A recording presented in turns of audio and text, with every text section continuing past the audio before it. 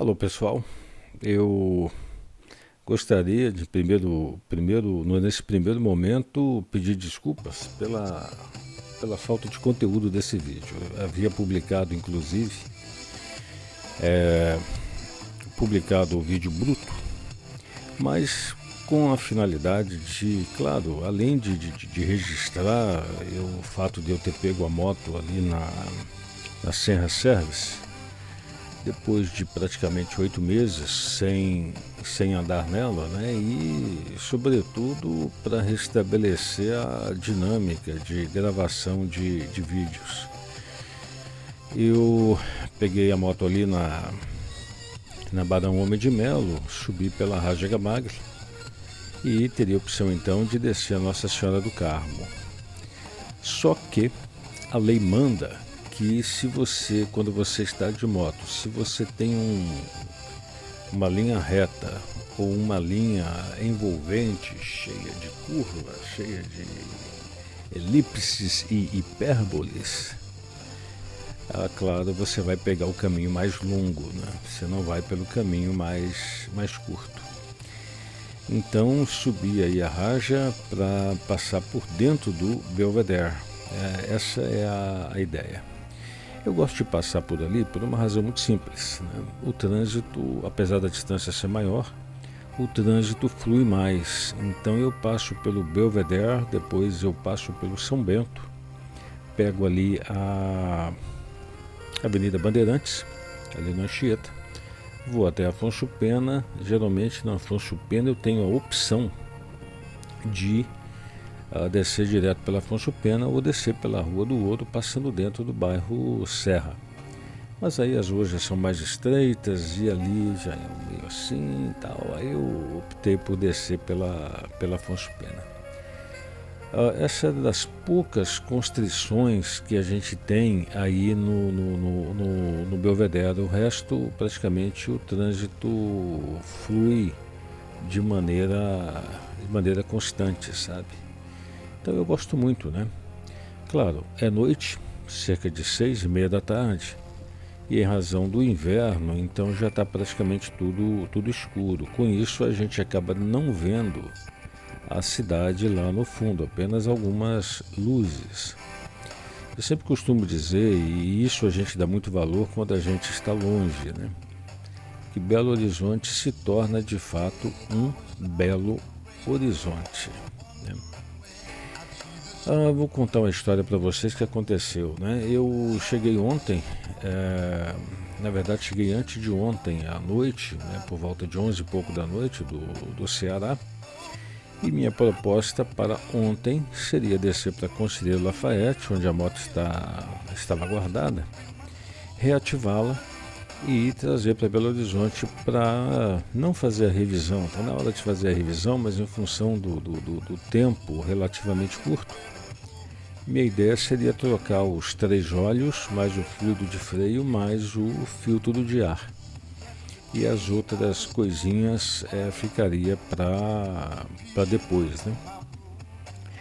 E com isso, então, ontem pela manhã, eu desci para Conselheiro Lafayette por volta das 7 e pouco da manhã.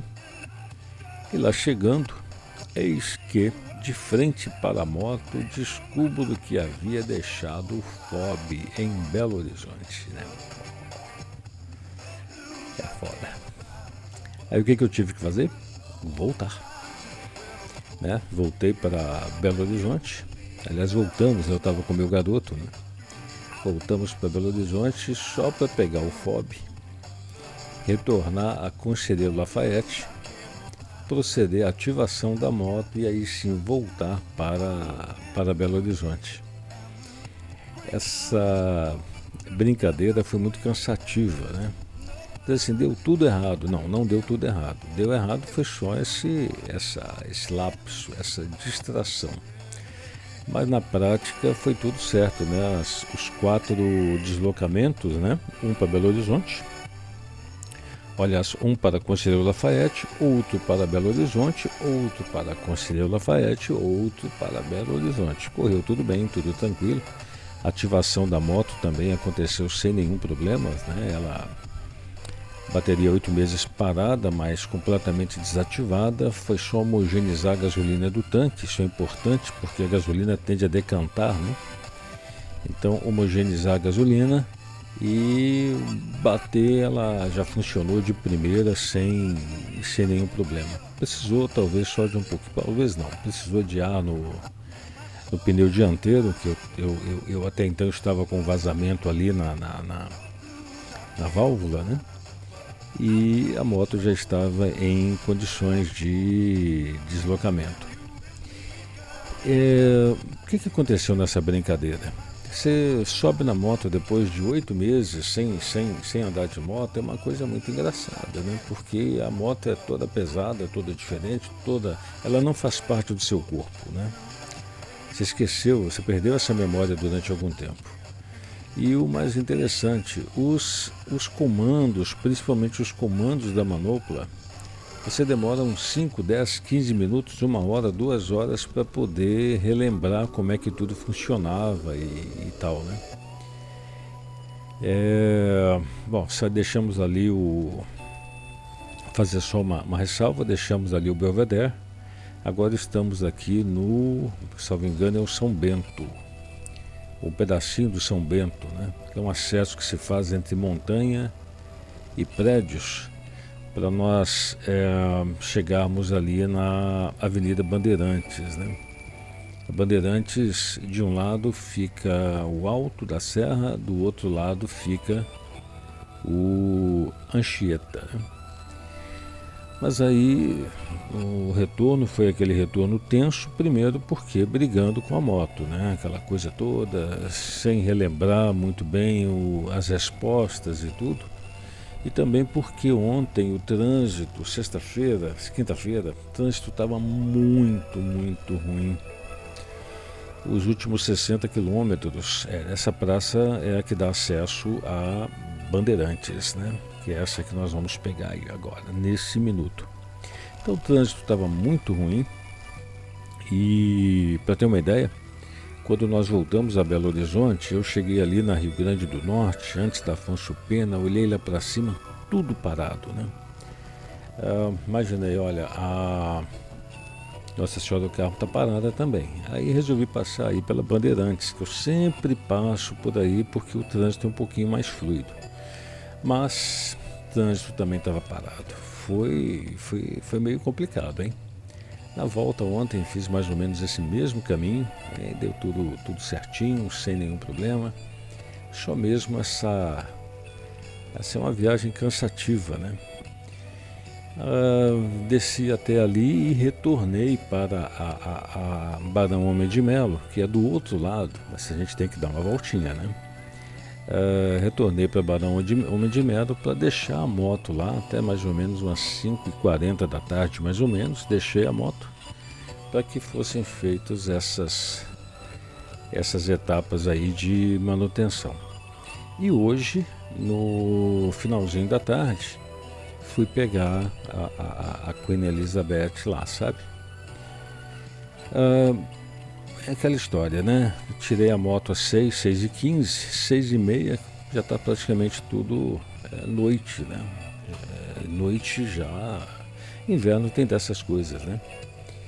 Eu sempre uso esse caminho que eu tô utilizando agora. Inclusive eu estou lembrando até de uma coisa aqui de cerca de 25 anos atrás, né? Na época eu era médico militar.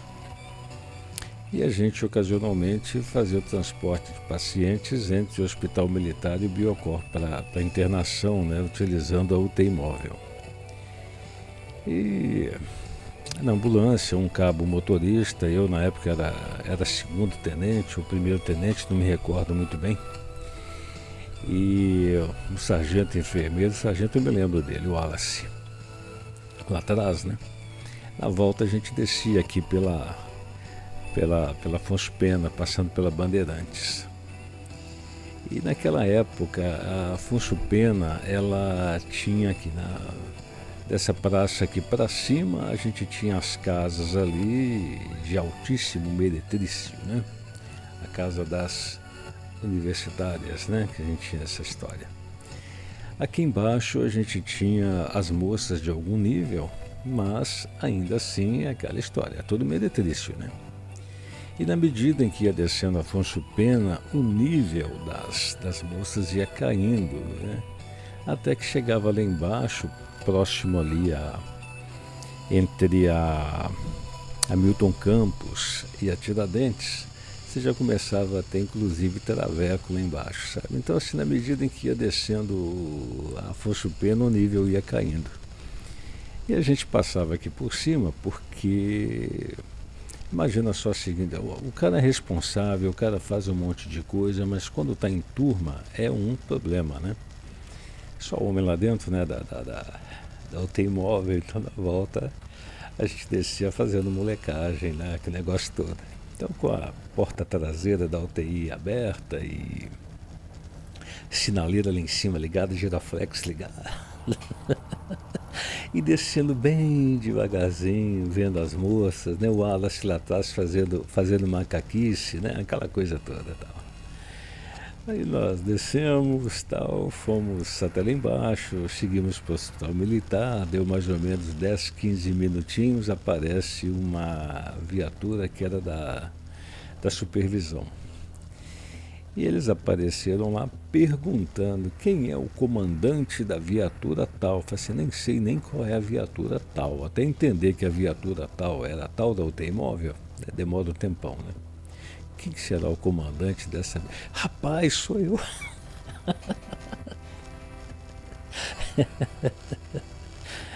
É, cara, porque você entra numa mentalidade que são várias, né? Você é militar, mas você está fazendo o seu trabalho ali, você está inteiramente imbuído na função de médico enquanto você está fazendo. E quando você está voltando, você não é nada, você é o moleque ali no meio dos moleques, né? Você sabe que o homem, principalmente em turma, ele perde um pouco essa, como eu vou dizer, perde um pouco esse senso de responsabilidade, fica mais soltinho, né? Você pega um grupo de coronéis em reunião, parece estudante de quinta série. Eu não penso que é diferente, porque não é não. Em turma, as pessoas voltam a ser o que eram antes. Bom, resultado da história. O comandante da viatura era eu, né? E a gente estava fazendo uma coisa que não tinha nada demais, assim, porque não havia maiores consequências. A gente só estava descendo, vendo as moças e, claro, né, tudo aberto, o giroflex ligado, aquele negócio todo. Resultado da brincadeira?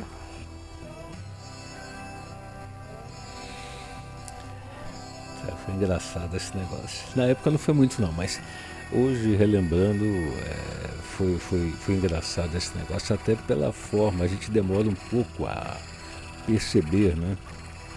O grau de, vamos dizer assim, de indisciplina que a gente está incorrendo, né? A molecagem, tem nada demais, ninguém está vendo. Então, isso é uma coisa interessante que acontece.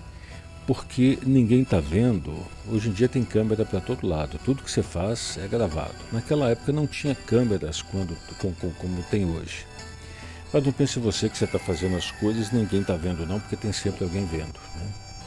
E no caso ali era justamente um dos supervisores de policiamento estava vendo ali a gente, né, fazendo molecagem no veículo oficial e tudo mais. Só contando a molecagem do passado, né? Então esse caminho era um caminho que, interessante, sempre faz parte, de certa forma, da minha vivência em Belo Horizonte, sabe? Existem os caminhos que são os caminhos mais curtos, mas nem sempre esses caminhos mais curtos são os mais aplicáveis em razão do trânsito. Então, Belo Horizonte no passado era uma cidade que você tinha as artérias principais, mas era muito mais rápido você cortar caminho por dentro de bairros, por dentro de determinados, utilizando determinadas alternativas que podem até parecer mais longas, e de fato são mais longas, mas eram muito mais rápidas, né? Você aumenta aí 3, 4 quilômetros no deslocamento, mas economiza 15 a 20 minutos, né, nesse mesmo deslocamento, sabe? Então, com você quando tem esse hábito, depois que você, mesmo tempos depois, você retorna, você continua mantendo os hábitos, porque faz parte da programação mental que você tem de deslocamento dentro da cidade, né? Por exemplo, foi na quinta-feira à noite, assim que nós chegamos, eu resolvi dar um pulo num restaurante com meu filho ali na Pampulha. E nós fomos de táxi, né? Para ir de táxi, meu amigo, 2 horas e 15 aqui do centro, aqui do Funcionários até a Pampulha. Se eu tivesse dirigindo, eu teria passado aí por um monte de quebradas aí, né? Chegava lá em muito menos tempo, né? Ainda bem que eu tive a oportunidade de pegar a moto antes, né? Fazendo esse translado para Belo Horizonte. Depois, aqui à noite, com isso, a memória vai voltando e a moto começa a fazer parte das reações normais do corpo da gente, né? Você começa a pilotar sem ter que usar muito cérebro, né? Essa é a verdade. Por que isso? Porque a minha garagem em Belo Horizonte é uma garagem, que eu não vou falar o nome aqui porque fica feio, mas é uma garagem barra pesada, viu? É uma garagem que carro pequeno já sofre muito para subir. Imagina carro grande, né? Carro grande tem que manobrar nas curvas que ela tem lá dentro. E moto grande como essa, você sofre para subir, sofre muito mais para descer, né? Porque para descer tem lugar que você tem que manobrar e a moto pesa muito, né? Então você empurrar essa moto a clive acima, 450 quilos, é meio complicado. Ela está sem ré ainda, né? E mesmo para subir é aquela história. Você sem conhecer a moto, sem conhecer, que eu digo assim, sem a recuperação dessa memória, né? Essa memória corporal da moto, descer e sair da garagem são praticamente acidentes controlados, né? Você desce, aquela história, né? Catando cavaco para todo lado, que inclusive nesse tipo de moto é algo simbólico, porque se ela for cair você não segura, mas você acaba descendo dessa forma, né? Mas aí hoje já estava mais tranquilo, né? Já tinha andado, já estava consciente das coisas que tinha para fazer, e com isso ficou mais fácil entrar na garagem de forma mais natural. Eu estou só com uma restrição nesse momento, que é relacionado com as pastilhas de freio, né? Principalmente a dianteira, que está bastante gasta. Eu não troquei agora porque ia demorar muito para providenciar e fazer a troca e tudo, e eu tenho que andar. O Rogério até falou comigo assim: você vai rodar quanto? Eu falei: são uns 1.500 quilômetros. Ele: 1.500, evita usar o freio. Por essa razão eu vi usando e abusando aí do freio motor, deixando o freio para situações em que ele for absolutamente imprescindível mesmo, sabe? Claro, não é coisa que vai expor aí as pinças diretamente lá no disco, né? Mas a gente segurou um pouquinho a onda assim, sabe? Então já estou providenciando as pastilhas. Até onde eu pude ver, R$ 1.490, o local mais barato que eu encontrei para as Brembo. Agora eu vou dar uma olhadinha nas pastilhas automotivas equivalentes para se usar na Ultra, porque Harley Davidson tem dessas coisas, né?